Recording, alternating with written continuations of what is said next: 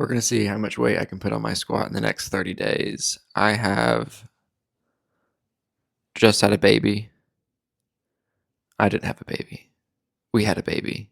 I would really like to get back into a lifting routine, and the best way I know how to do that is to set arbitrary objectives or goals. Does it actually matter what the ending number is? Not in the slightest. But I do like to see number go up. It's good for my dopamine brain. So we're going to see what we're at today, and then we're going to probably squat every day for the next 30 days if we can't, or if we can.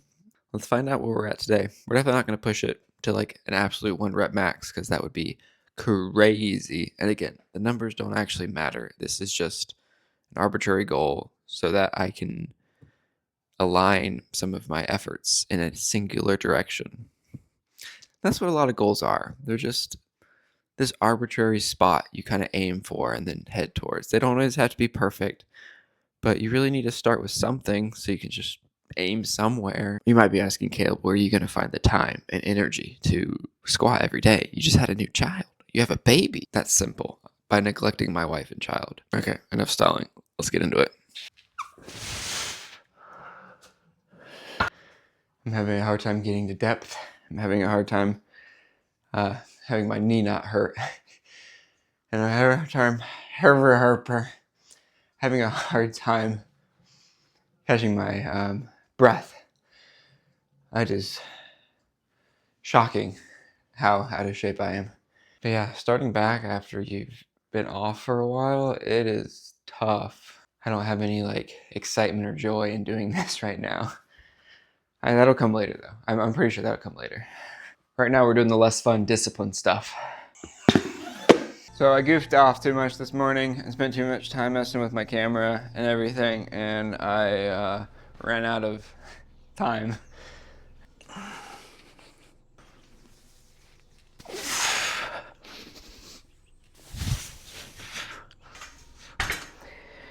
Okay, we're gonna call that good.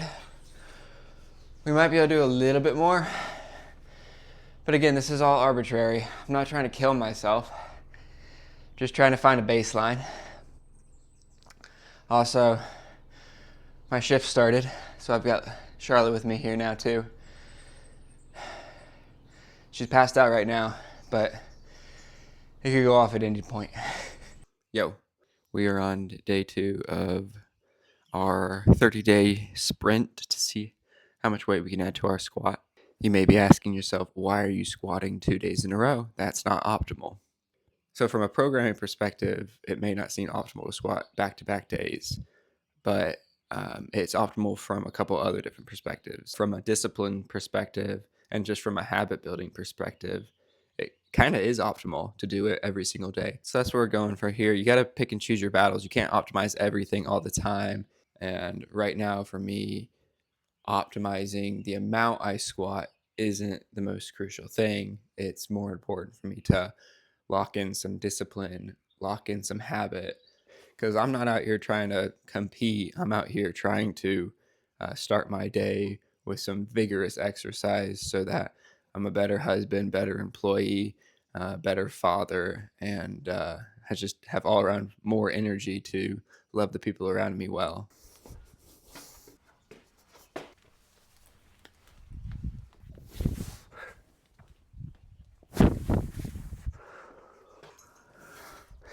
I forgot to take my shoes off.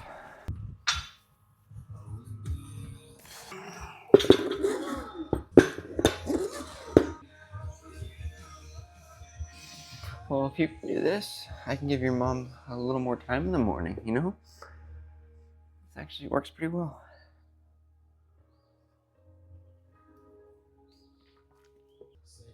Oh, man.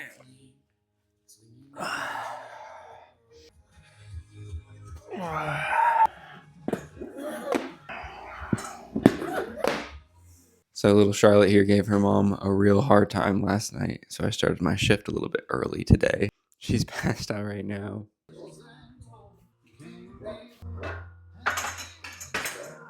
Sun's starting to come up.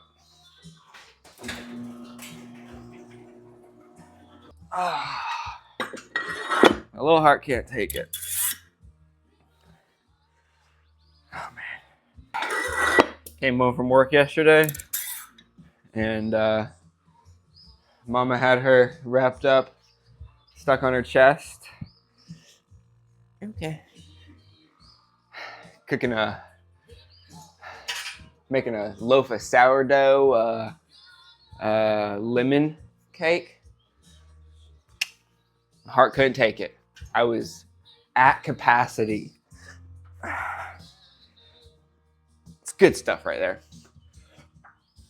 That's one of those little moments you can just like snapshot in your brain.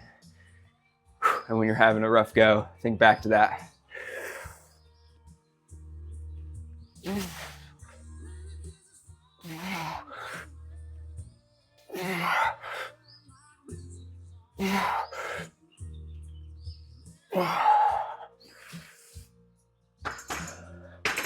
Also, we're on day 3 of 30 days of increasing our squatting every day. Maybe not squatting every day.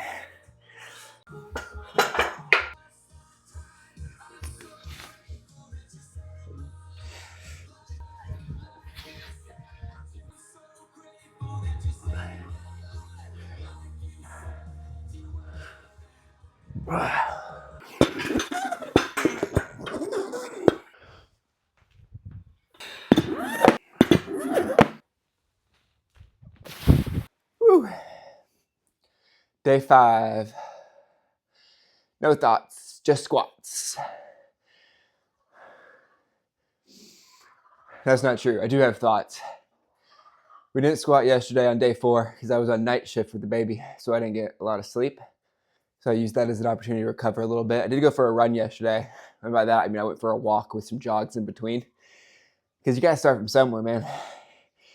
It was painful. It was slow, but we got to start somewhere.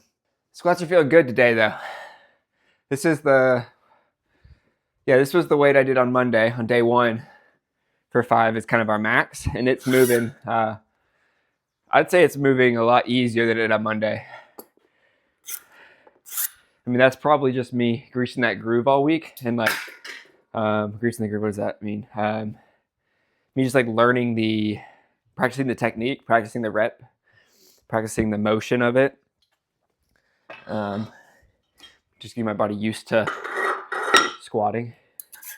So probably not any major like actual strength improvements in a week or anything like that. Now, day 5, no thoughts, just squats.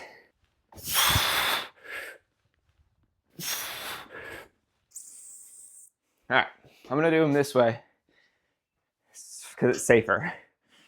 And it's starting to get a little heavy.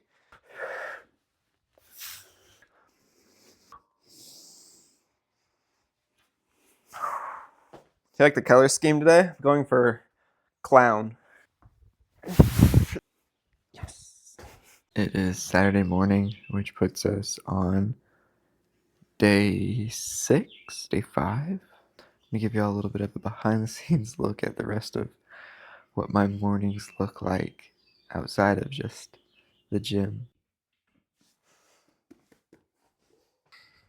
Oh, that was a good burp. Oh, that was a good burp. Oh, you can go and spit that up. Yeah, go ahead and spit that out. All right, let me get a burp.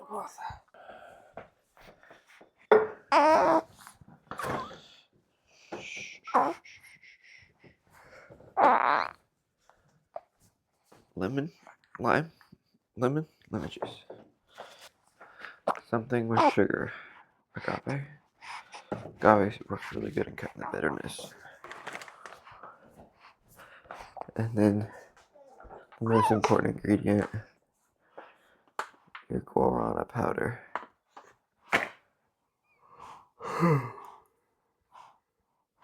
I think that's all here. Oh, it's salt.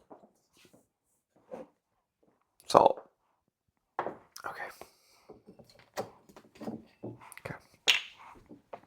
little bit of lime juice.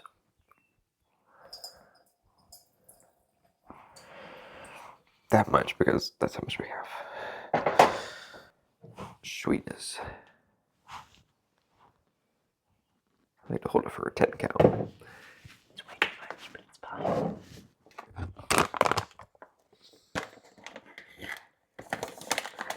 then 1 scoop of guarana powder. Lindsay boy. Don't eat my microphone, baby girl. As someone who self-medicates with caffeine for their ADHD, having access to a source that I can measure exactly and know how much caffeine I'm getting is really helpful. Coffee can be difficult because it depends on how you make it, how much caffeine you get out of it. It's also really nice that this is really easy to do. It's super cheap. It's like 10 cents a serving, maybe, if that. Tastes okay. It doesn't taste too good, which is important because if it tasted really good, I'd want to drink it all the time. And I really it kind of has that bitter taste to it, so your body knows that it's not good to drink too much of it. This one had a rough night last night. She's got some gas. She's had some gas.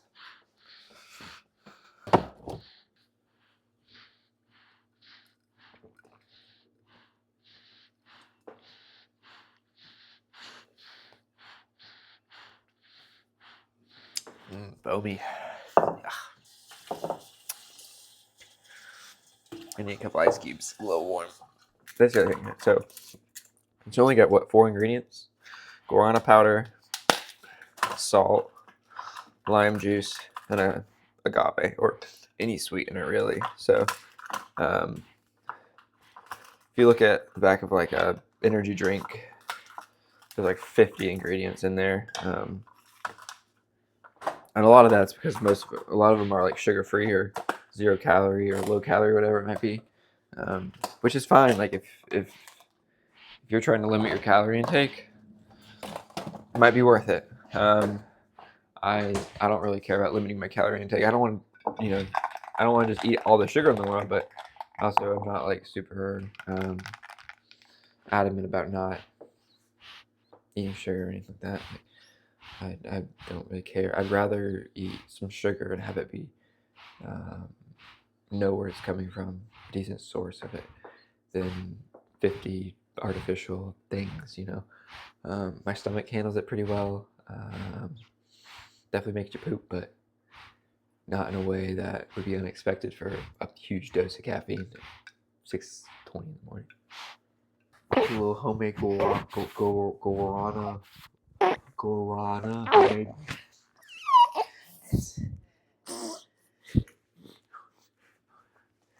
Homemade guarana. Thank you. Yes. Homemade guarana energy drink.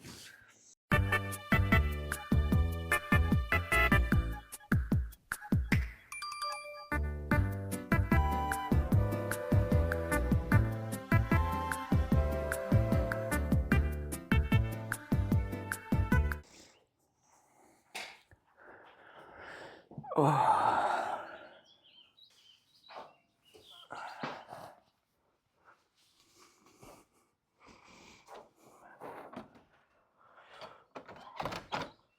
A lot of people ask me, Caleb, how do you stay so consistent?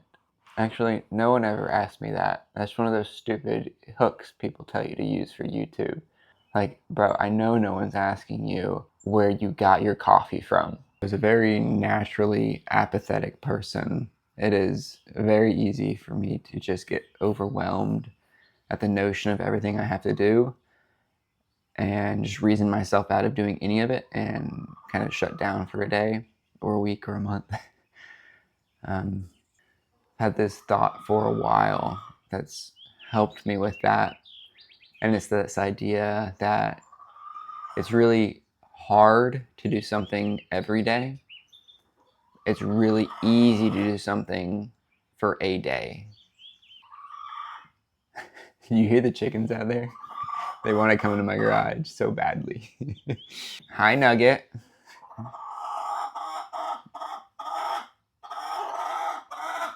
sound like a dinosaur. You look like a dinosaur. Get out of the garage. Get out of the garage. Go. Go, go, go, go, go. Shoo. Don't make me close the garage door. It's so nice out this morning. Shoo. It's a pretty biblical principle, too. This idea of daily bread, new morning mercies. renewing my strength. All those are really biblical principles. So yeah, just like really practically for me, I can wake up in the morning and I can work out. And when I wake up in the morning and I think about having to work out, I just think about, can I work out today? Am I physically capable of doing it? And like, do I have the resources in my body to work out today? And the answer is pretty much always yeah. I mean, there's some days where it's like, no, I'm under the weather or I'm completely beat down. But like for the most part, the answer is yes. But if I wake up in the morning and I think, can I work out every day for the next 10 years of my life? The answer is like, no, there's no way. That's way too much. When I feel the dread creeping in, it's usually because subconsciously I'm thinking about the long term too much. I'm not just thinking about what I'm able to do today and putting the trust for the long term somewhere else. That somewhere else is Jesus, by the way. My little superwoman. Oh, yes, that's a super stretch. Oh, yeah. Oh, yeah, big stretch. I'm excited to see how the body feels on these squats. Oh, I think we're going to see how 185 moves today. Like sheep discerning the voices that talking. Every time you pass him, it's right. He ain't never gonna fail me. I've been kicking demons so much, I think they'll pay me.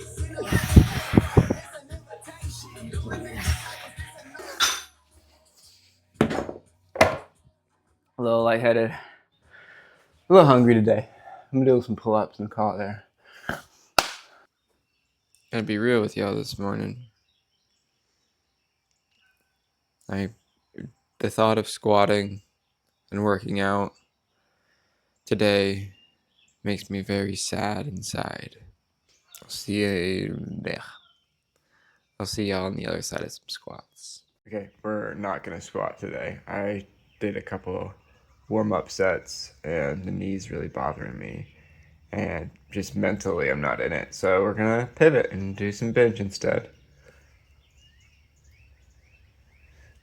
Today, I'm just appreciative of the fact that I'm married to a genuine saint who throws herself on the night hours grenade that is my extraordinarily fussy baby for 8 hours so that from 9 a.m.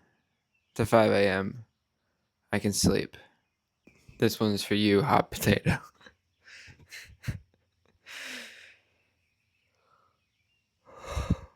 Gassed. Let's do it. One more day.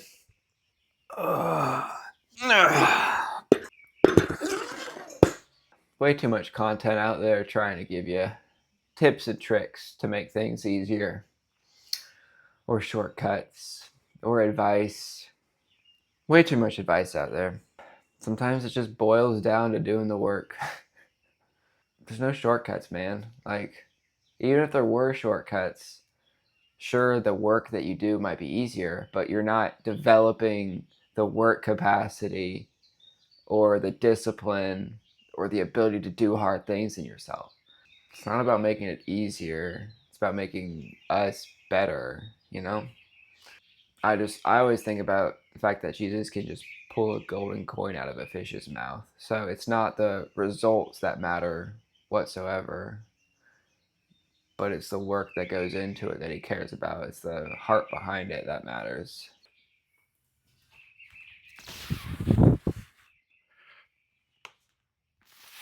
I think generic advice really sucks. Well, that's not true. Let me rephrase that. I think there's plenty of generic advice out there. Advice is best given relationally, I think. When you know the person and you can tailor it specifically to their needs, when they know you and know that you're genuinely looking out for what's best for them and not just trying to get engagement, whatever it might be. I mean, don't get me wrong, like, I learned how to lift from watching YouTube videos, impersonal YouTube videos, people just giving advice on how to lift, right? So there's a place for it. It's helpful. I just think that it's a very saturated thing. A lot of people are trying to be gurus. I don't want to be a guru. I want to be an older brother or an uncle or a father. You know, I want that relational piece of it.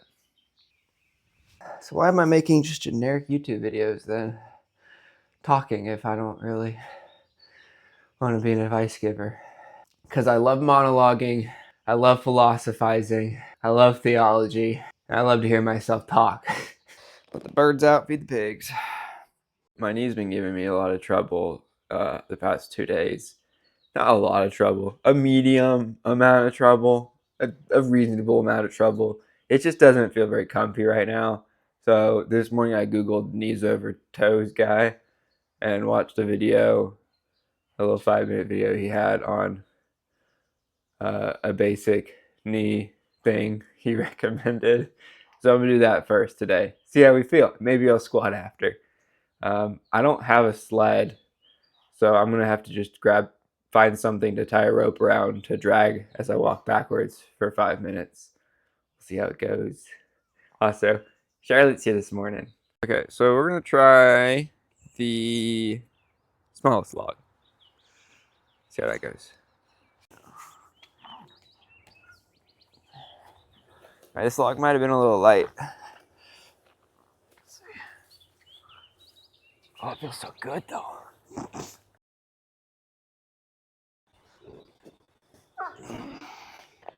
How are you doing, kiddo? Me? I feel like I'm on fire.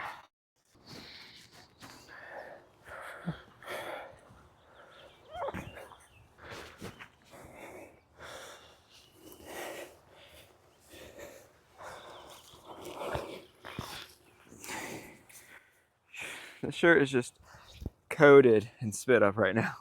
I'm just trying to find a dry spot for your face to lay, you know?